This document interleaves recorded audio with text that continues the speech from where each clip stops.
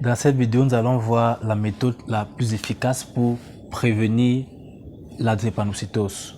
Commençons par dire que la drépanocytose concerne environ 300 000 naissances par an dans le monde, ce qui fait 112 enfants sur 100 000 qui naissent dans le monde qui sont atteints de drépanocytose, et la prévalence est beaucoup plus élevée en Afrique avec 1125 enfants sur 100 000 qui en sont atteints à la naissance. Et les taux de mortalité en Afrique sont aussi élevés. On compte en moyenne 500 enfants qui meurent chaque jour à cause de la drépanocytose, et 90% des personnes qui sont atteintes de drépanocytose en Afrique meurent avant d'avoir atteint l'âge de 5 ans. C'est dit à quel point la drépanocytose est une pathologie sérieuse et des moyens de prévention adéquats et conséquents devraient donc être mis en jeu, d'où l'importance de cette vidéo. Continuons la vidéo avec quelques symptômes de la drépanocytose. Comment est-ce que ça se manifeste? Il faut d'abord savoir que la drépanocytose se caractérise par le fait que l'hémoglobine, qui est la protéine qui permet le transport de l'oxygène dans les hématies, dans le sang, qui est normalement sous la forme A, se retrouve dans la drépanocytose sous la forme S. Donc vous avez l'hémoglobine normale qui est l'hémoglobine A et l'hémoglobine anormale qui est l'hémoglobine S. Lorsque vous avez vos hématies qui sont saines, c'est-à-dire qui ont l'hémoglobine A, voilà à quoi elles ressemblent. Elles ont un peu la forme de disque, ce qui leur permet de se faufiler de manière assez aisée à travers les vaisseaux sanguins, les capillaires dans votre organisme pour pouvoir approvisionner vos cellules en oxygène et en nutriments. Or, lorsque vous êtes atteint de drépanocytose, vous avez uniquement l'hémoglobine de forme S, qui est une hémoglobine anormale et qui va conduire à cette forme d'hématie en forme de faucille ou en forme de demi-lune. Ce qui fait que ce sera beaucoup plus difficile pour vos hématies d'abord de transporter de l'oxygène aux cellules qui en ont besoin et encore de se faufiler à l'intérieur des différents vaisseaux sanguins de votre organisme. Les symptômes pourront donc être la fatigue extrême qui sera due à l'anémie, une jaunisse, et dans ce cas, ça va beaucoup plus concerner les cellules des yeux et de la peau qui vont prendre une coloration jaune. Vous pourrez aussi avoir des œdèmes ou ressentir une certaine douleur au niveau de vos bras ou de vos pieds. Les patients atteints de drépanocytose sont aussi très sensibles aux infections. Donc, vous pourrez avoir des infections très fréquentes. Vous pourrez aussi avoir une douleur au niveau du thorax, du dos, des mains ou des pieds, ou encore une incontinence urinaire qui sera associée avec des troubles rénaux. La drépanocytose peut se compliquer par des symptômes ou des pathologies telles que des calculs biliaires qui seront dus à une destruction massive des hématies puisqu'elles sont anormales, un retard de croissance, des troubles oculaires, donc des troubles de la vision, des troubles pulmonaires, des troubles neurologiques tels que le coma, des convulsions, une anémie extrême sévère et des ulcères, notamment au niveau des pieds ou de la peau. Bien. Parlons un tout petit peu de la drépanocytose. Comment est-ce qu'elle se caractérise en ce qui concerne l'hémoglobine et surtout la transmission des parents aux enfants.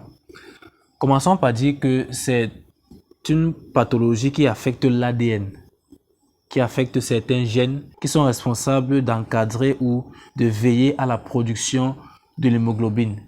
En effet, la drépanocytose est une pathologie qui est transmissible, mais qui ne se manifeste pas chez tout le monde. Ceci est dû au fait que, comme tous les autres caractères héréditaires que nous recevons de nos parents, nous avons besoin, dans le cas du gène qui permet la production de l'hémoglobine, de deux allèles. Un allèle qui va venir du père et un allèle qui viendra de la mère. Donc, comme je l'ai dit tantôt en début de vidéo, la bonne allèle est celle qui permet de produire l'hémoglobine de type A et la mauvaise allèle est celle qui entraîne la production de l'hémoglobine S. Cela veut dire que vous aurez trois possibilités en termes d'allèles. Vous serez soit AA, soit AS ou encore SS. Voilà donc les 3 possibilités dans lesquelles chacun de nous peut se retrouver. Voyons maintenant comment est-ce que se transmettent ces gènes. Commençons par ce premier exemple où les 2 parents, le premier parent est AA et le deuxième parent est AA aussi. Donc, vous avez 4 possibilités d'enfants et toutes les possibilités d'enfants sont des enfants qui seront AA. Donc, ils n'auront aucune mutation délétère et ils ne pourront pas transmettre la drépanocytose, l'allèle S de la drépanocytose à leur descendance. Ça, c'est le premier cas de figure. Continuons avec le deuxième cas. Dans ce cas-ci, l'un des parents est AS, tandis que l'autre parent est AA. Et on aura donc, dans ce cas de figure, 50% des enfants qui seront AA et 50% des enfants qui seront AS. Donc, le fait d'être AS fera de ces enfants des porteurs sains, c'est-à-dire que ils ont à la fois l'allèle normal et l'allèle malade. Mais pour que la maladie se manifeste, il faut la présence des 2 allèles SS. C'est pour ça que la maladie, la drépanocytose, est une maladie récessive. Donc, ces 2 enfants ne seront pas malades, atteints de drépanocytose, mais ils pourront transmettre l'allèle de la maladie à leur descendance. Le troisième cas de figure concerne la situation où les 2 parents sont AS. Et dans ce cas, on a une possibilité sur 4 d'avoir un enfant sain, complètement sain.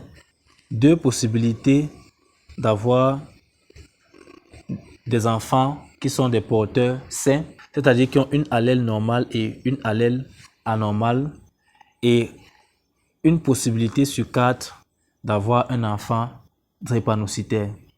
Donc, ce couple-ci, qui est AS est à 25% de chance d'avoir un enfant drépanocytaire. Mais il ne s'agit là que de probabilité. Il y a forcément des couples qui sont AS et qui ont plusieurs enfants et qui n'ont que des enfants drépanocytaires. Tandis qu'il y a des couples toujours AS qui n'ont aucun enfant drépanocytaire bien qu'ils aient fait plusieurs enfants. Donc, la précaution à prendre, comme je l'ai dit en début de vidéo et comme le titre l'indique, comment prévenir la drépanocytose? La méthode de prévention la plus efficace concerne beaucoup plus les couples qui sont en voie de s'unir pour fonder une famille et avoir des enfants.